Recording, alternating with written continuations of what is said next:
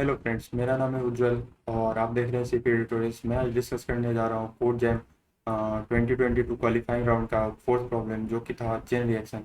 बहुत ही अच्छा प्रॉब्लम था और इसमें थोड़ा समझने के लिए है तो थोड़ा लेंदी वीडियो होगा, तो आप पेशेंस के साथ देखिए। और थोड़ा आपको भी समझना पड़ेगा, सोचना पड़ेगा, तो थोड़ा मेहनत करना होगा इस क्वेश्चन के लिए। तो होपफुली मैं स्टार्ट करता हूँ। तो आते हैं प्रॉब्लम पे। सो प्रॉब्लम में दे रखा है कि एक चेन रिएक्शन है। सो लेट से कि ये नोड है अपने पास, सॉरी, इसे इनिशिएटर नाम दिया गया है। और इन सबको नोड कंसीडर करें, इन्होंने अलग नाम दे रखा है मॉड्यूल्स। मैं नोड लेता हूँ जनरली, ग्राफ के फॉर्म में, इसलिए मैं नोड ले रहा हूँ। सो ये नोड है और जो लास्ट नोड है जहाँ से जिसे किसी ने पॉइंट नहीं किया हुआ है, वहाँ से स्टार्ट होगा चेन रिएक्शन। और चेन रिएक्शन क्या है कि ये बर्स्ट करते हैं हम, और इससे अगर कनेक्टेड कोई सा भी, ये किसी को पॉइंट कर रहा है तो ये भी साथ साथ बर्स्ट होगा। और ये अगर बर्स्ट हुआ, इससे कनेक्टेड है, तो ये भी बर्स्ट होगा। तो अगर मैंने पहला स्टेप वन में मैंने 50 को बर्स्ट किया, स्टेप वन, तो इसमें मैंने 50 को अगर बर्स्ट किया तो साथ साथ 20 भी बर्स्ट होगा और 60 भी बर्स्ट होगा। फिर मैं स्टेप टू में आता हूँ, 40 को बस्ट करता हूँ। स्टेप टू में 40 को बस्ट करता हूँ, राइट। सो अब सेकेंड केस में आते हैं। इस केस में मैं क्या करूँगा, 40 को पहले बस्ट करूँगा। स्टेप वन में आते हैं, मैंने 40 को बस्ट किया तो 40 बस्ट होगा, साथ साथ 60 भी बस्ट होगा। स्टेप वन में 40 और 60 बस्ट होगा। और स्टेप टू में बचा हुआ, अगर मैं यहाँ से करता हूँ, स्टेप टू यहाँ से बस्ट करता हूँ, तो 50 और 20 बस्ट होगा। तो इन्होंने दे रखा है कि जो वाइल है या जो भी बंदे का नाम है, उसे मैक्सिमम उसे स्कोर मिलेगा ना। तो अगर एक चेन बस्ट होता है तो उस चेन का जो मैक्स वैल्यू है वो उसको स्कोर मिलेगा, राइट। 60 और इस केस में 50 मिलेगा, तो इसका स्कोर टोटल हो जाएगा 110, राइट। और जो हमारा पिछला वाला जो केस था, ये वाला केस हमने जो किया था, इस केस में अपने पास आएगा, यहाँ से मैक्स आया 60 और यहाँ से मैक्स आएगा 40, राइट। तो अब इस केस में होगा 100 स्कोर। तो अपने को बताना है कि मैक्सिमम स्कोर उस बंदे को क्या मिल सकता है, मैक्स स्कोर क्या मिल सकता है। सो अगर मिन मैक्स ये सब रहे ना, तो दो तीन आपको ख्याल में आना चाहिए। बाइनरी सर्च कभी कभी ग्रीडी वर्क करेगा, या फिर डीपी, राइट। सो ये क्वेश्चन है जो कि हम बारी बारी से ट्राई कर सकते हैं। चेक करेंगे कि बाइनरी सर्च लगाने के लिए क्या होता है। बाइनरी सर्च के लिए कि आंसर, बाइनरी सर्च अगर हम लगाते हैं, बाइनरी सर्च के लिए मोनोटोनिक फंक्शन बनना चाहिए, जो कि इस केस में नहीं बनेगा। ग्रीडी की बात करें तो ग्रीडी और डीपी, तो डीपी ब्रूट फोर्स सॉल्यूशन का ऑप्टिमाइजेशन होता है। तो पहले अपन ब्रूट फोर्स सॉल्यूशन समझे कि सॉल्यूशन क्वेश्चन में क्या है, उसके बाद ग्रीडी लगेगा या डीपी लगेगा या नहीं, वो डिस्कस करेंगे, राइट। सो क्वेश्चन पे आते हैं। तो मैं ये थोड़ा, इन्होंने डायरेक्शन जो दे रखा है, तो इसे मैं क्योंकि यहाँ पे मैं इसे इन्वर्ट करता हूँ, राइट। 60, मेरे को मैं ट्री हमेशा ऐसे देखता हूँ, इस फॉर्म में देखता हूँ, तो मैं डायरेक्शन थोड़ा इन्वर्ट कर रहा हूँ। और ये ये सबको क्लियर होगा कि ट्री ही फॉर्म होगा, ग्राफ नहीं होगा, क्योंकि ये एक ही गिवन है वो प्रॉब्लम में कि ये इनिशिएट करेगा तो एक ही चेन क्रिएट कर रहा है, ये गिवन है, तो ये हमेशा ट्री फॉर्म कर रहा है। और मैं क्या कर रहा हूँ ना कि मैं थोड़ा ट्री का एज का डायरेक्शन ऐसा कर रहा हूँ ताकि अपने को ग्राफ देखने में ठीक हो। क्योंकि जब भी हम ट्रैवर्स करते हैं ना, तो इस डायरेक्शन में करें, ऐसे ट्रैवर्स करेंगे तो अपने को क्या होगा ना कि अगर हम ट्रैवर्स करें तो 50 20 60 40 60 60 बार बार आते रहेगा। तो मैं क्या कर रहा हूँ ना, इससे अगर मैं रूट लूंगा ना, तो मैं डीएफएस इजीली लगा सकता हूँ। इस केस में थोड़ा सा मुश्किल होगा, इसके लिए मल्टी सोर्स डीएफएस लगाना हो जाएगा। तो ये अलग से, ये अलग से, फिर यहाँ से स्टार्ट करो, यहाँ से स्टार्ट करो, तो मैं थोड़ा डायरेक्शन चेंज किया हूँ। सो अब मैं क्या कर रहा हूँ ना कि लेट से अपना डायरेक्शन चेंज नहीं है, पहले हम इसी क्वेश्चन पे आते हैं। 60 20 50, राइट, एंड ये है 40। सो इस क्वेश्चन पे अगर हमने देखा था कि हम कैसे बच करेंगे, तो 40 60 के साथ बच करेंगे ताकि 60 अपने पास आंसर है 60, और फिर 50 20 कर देंगे, राइट। +50 = 110। अब मैं सिंपल आता हूँ, थोड़ा केस डिस्कस करते हैं उसके बाद। मान लेते हैं कि ओनली वन ही नोड रहे हैं, लेट से इसकी वैल्यू 30 है, राइट। तो चेन रिएक्शन में क्योंकि क्वेश्चन कोई भी अगर आपको इजीली नहीं दिख रहा हो तो हम क्या करते हैं, छोटे छोटे केसेस लेते हैं फिर उस पर सॉल्व करते हैं। तो हमने 30 के लिए देखा, तो मान लीजिए एक ही नोड रहेगा, 30 रहेगा, राइट। तो अगर 30 है तो इसका आंसर तो 30 होगा, क्योंकि एक एक चेन रिएक्शन में एक ही एलिमेंट रहेगा। लेट से अब मैं थोड़ा करता हूँ, 30 है और 40 है। लेट से इनिशिएटर 40 है, तो 40 ने 40 बस्ट होगा, फिर 30 बस्ट होगा, तो आंसर क्या होगा 40, राइट। आगे टेस्ट देखें तो लेते हैं, लेट से यहाँ 40 रहता, यहाँ 30 रहता, फिर कोई फर्क नहीं पड़ता, 30 बस्ट होता फिर 40 बस्ट होता, तो आंसर इसका 40 आता, राइट। अब लेते हैं 40 50 एंड 60, राइट। ऐसा नोट लेते हैं, राइट। तो 50 40 के साथ बस्ट हो या 60 40 के साथ हो, किसी केस में 50 + 60 आंसर है, राइट। 50 + 60, इसके दो केस बनेंगे बस्ट का, 40 50 एक साथ जाए और 60 एक साथ जाए, या फिर 60 40 एक साथ जाए, 50 एक साथ जाए, राइट। इन दोनों केस में 60 + 50 आएगा आंसर।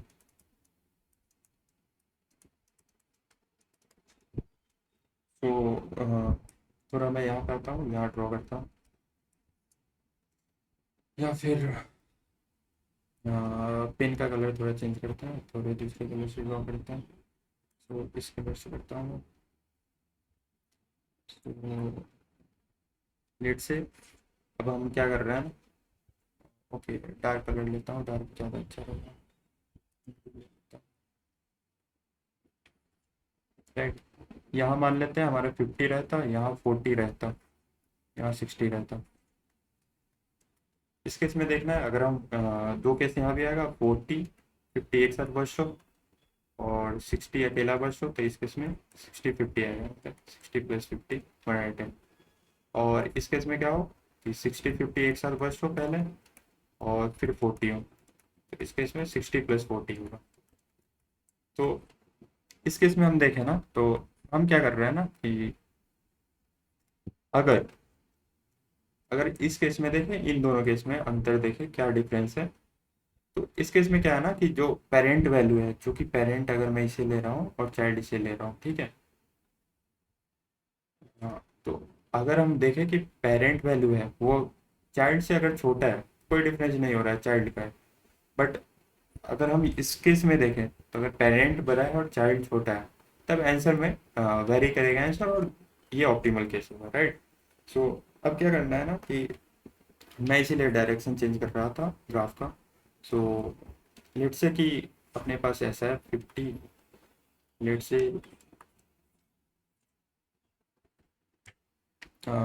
ये चाइल्ड है,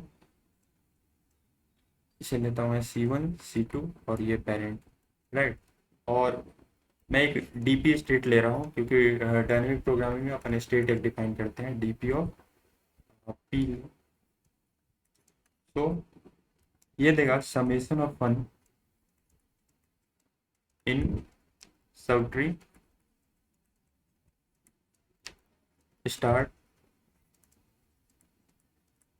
फ्रॉम पी। यानी कि अगर कोई सा भी यहाँ पे आते हैं और करता हूँ, check करता हूँ। ये था अपना 40 50 60।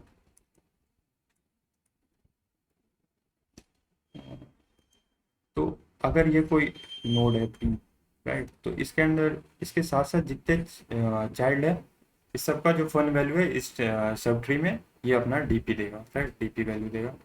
तो अब क्या करते हैं, फिर से अपन कलर थोड़ा चेंज करते हैं ताकि अच्छा। तो, तो ये पेरेंट है, ये C1 था, ये C2 है, राइट।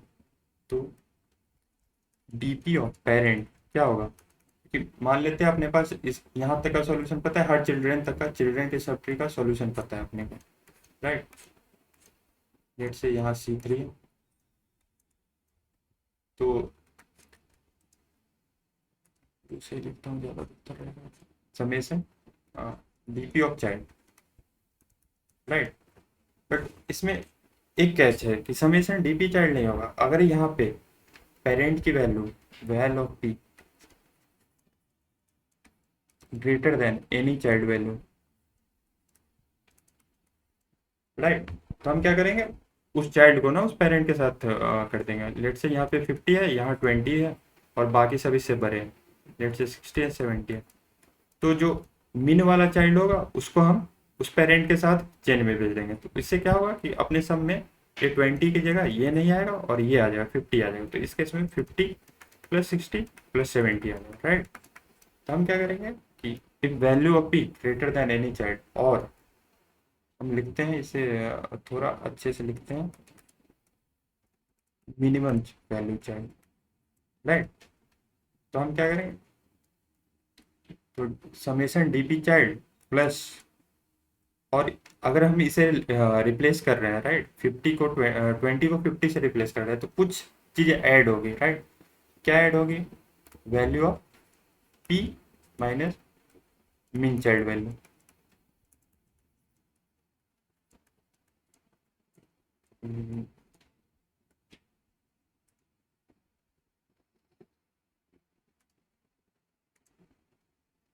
सो अगर अगर यहाँ पे कुछ वैल्यू ऐड हो, ये वैल्यू ऐड हो रही है तो मीन चाइल्ड वैल्यू। लेकिन अगर हम केस ले कि अगर चाइल्ड ही भरा हो, लाइक यहाँ 20 रहता है, यहाँ 50 रहता है, 60 70, तब हम क्या करते हैं, तब हमें कुछ नहीं करना। तो DP of p equal to summation DP child ही रहेगा, राइट। क्योंकि इस केस में क्या बस्ट होता है, 50 देन 60 देन 70, 20 किसी के साथ भेजो कोई फर्क ही नहीं पड़ता है। तो मैं इसे थोड़ा और अच्छे फॉर्म में लिख रहा हूँ। तो DP of p equal to summation DP child, समझिएगा इसे, प्लस मैक्स और val p mean child minus mean child. ये क्या हुआ ना कि मैंने मिनिमम चाइल्ड तो माइनस होगा ही, और जो अगर पेरेंट में अगर मैक्सिमम वैल्यू है या मिनिमम चाइल्ड, अगर चाइल्ड ही बड़ा होगा तो इससे चाइल्ड आएगा और चाइल्ड चाइल्ड जीरो हो जाएगा, तो समेशन डीपी चाइल्ड ही रह जाएगा। लेकिन अगर वैल्यू ऑफ पेरेंट बड़ा है मिनिमम चाइल्ड से, तो अपने पास आ जाएगा कि ये value parent minus mean child, यही वाला इक्वेशन अपने पास आ जाएगा। तो अब हम क्या आते हैं ना कि अब अपने को रिकर्शन पता चल गया, बट अपने को एक केस और डिस्कस करना है कि एक केस ऐसा डिस्कस करते हैं ना कि यहाँ पे मान लीजिए 20 था, राइट, और यहाँ पे 50 था, और यहाँ तक हमने सॉल्व कर लिया था। 20 क्या करता हूँ मैं, अलग से बनाता हूँ। तो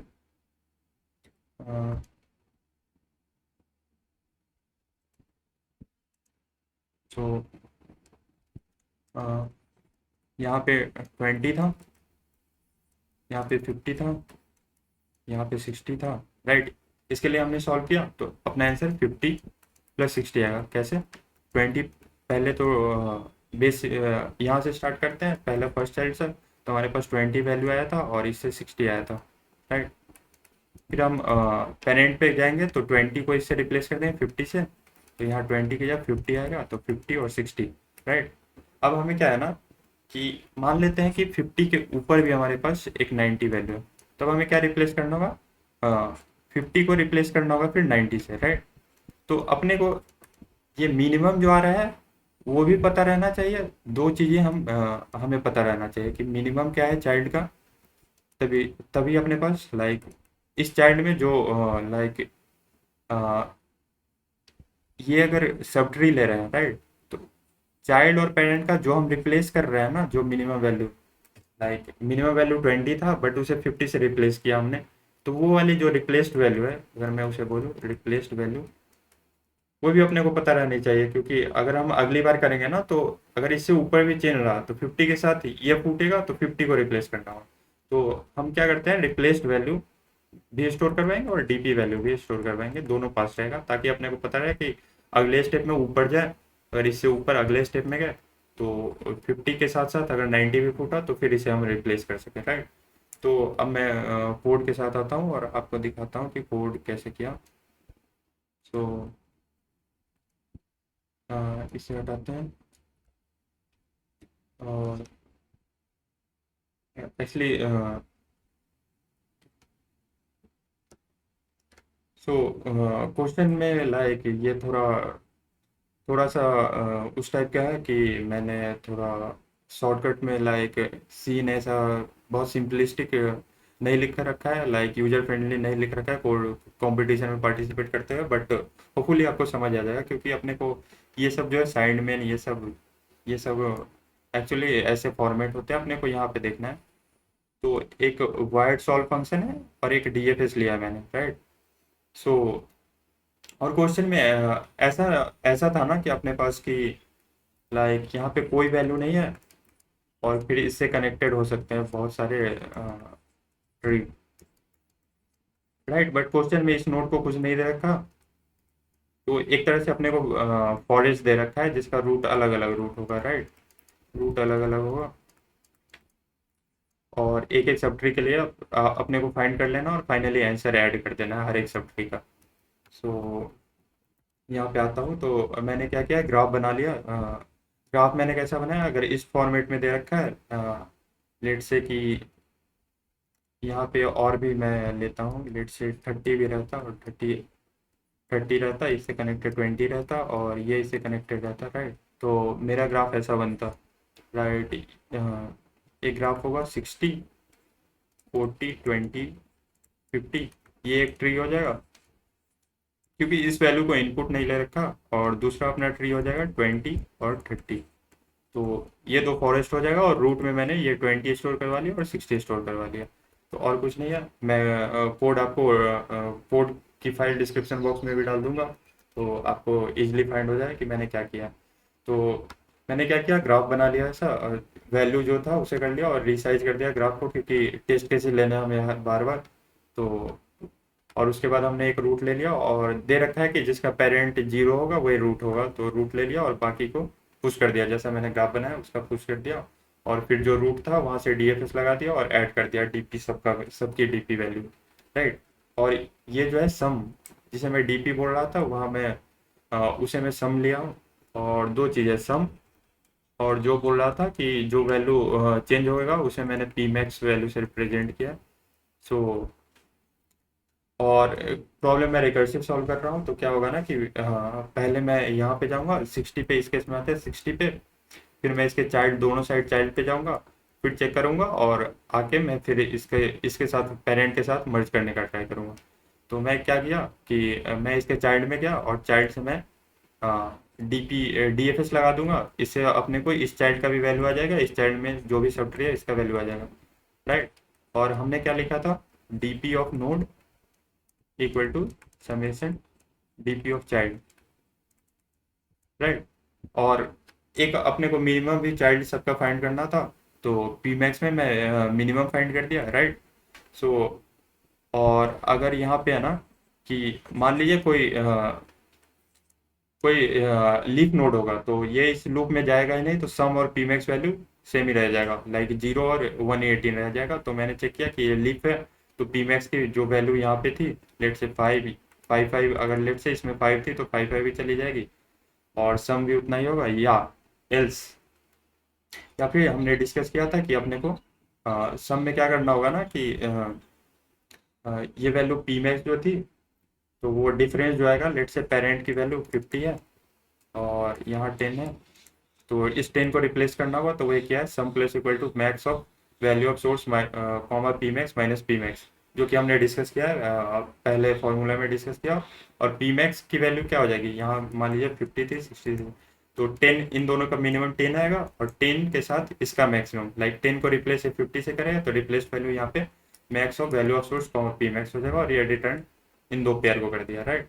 और फाइनली हमने ये रिकर्शन आपको पता चल ही गया था तो इससे अपने पास सॉल्यूशन आ जाएगा।